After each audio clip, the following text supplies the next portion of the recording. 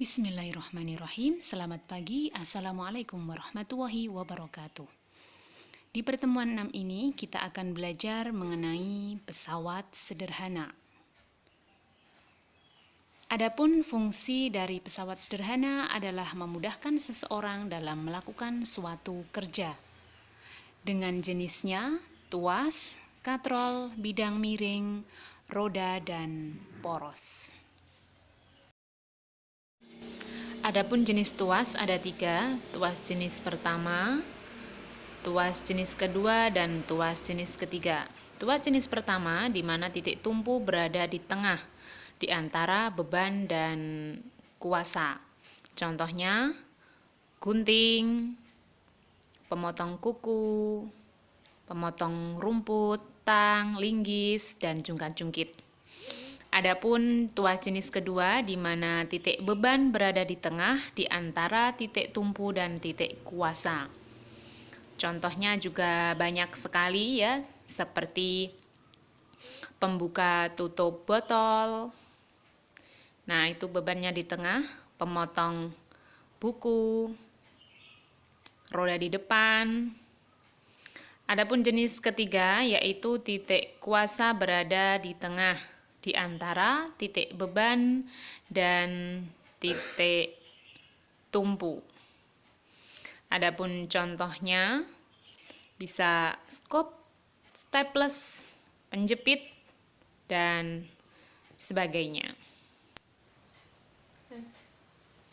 Bagaimana cara mengetahui keuntungan mekanik pada pengungkit atau pesawat atau tuas ya? Di sini saya gambarkan secara garis besar titik tumpu, titik kuasa, dan titik beban.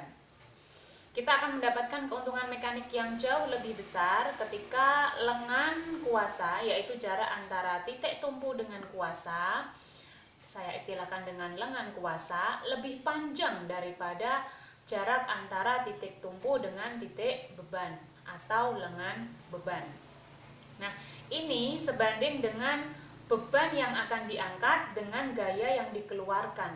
Beban saya simbolkan dengan huruf W, beban, dan kuasa saya simbolkan dengan huruf F. Ya. Secara matematis, kalau digabungkan, maka persamaannya lengan kuasa per lengan beban sama dengan beban atau berat, weight, dibandingkan dengan gaya.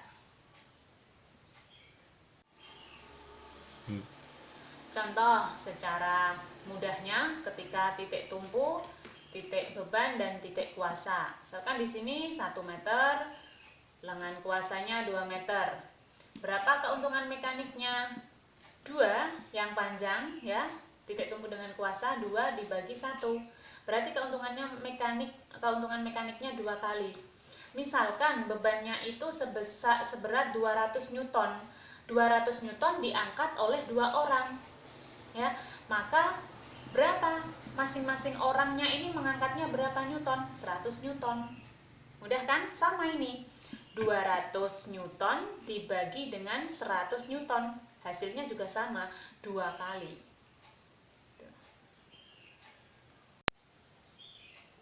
Contoh soal lain, misalkan di sini ada beban ya, kemudian di sini ada masing-masing ruas atau masing-masing titik. Nah, ketika titik kuasanya berada di sini, maka gaya terkecil yang bisa diberikan itu terletak di titik berapa? Misalkan ini saya taruh 1, 2, 3, 4. Supaya kita bisa mengangkat beban terasa lebih ringan ya, maka posisi titik tumpu apakah berada di titik 1, di titik 2, di titik 3, apa di titik 4? Ya betul.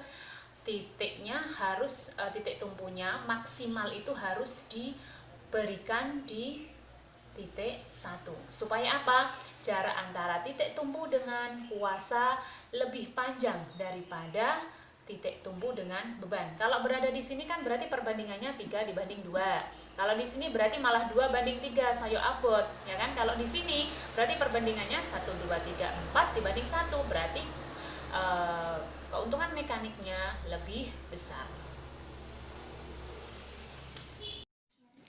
Tetap semangat, sampai jumpa di pertemuan selanjutnya. Wassalamualaikum warahmatullahi wabarakatuh.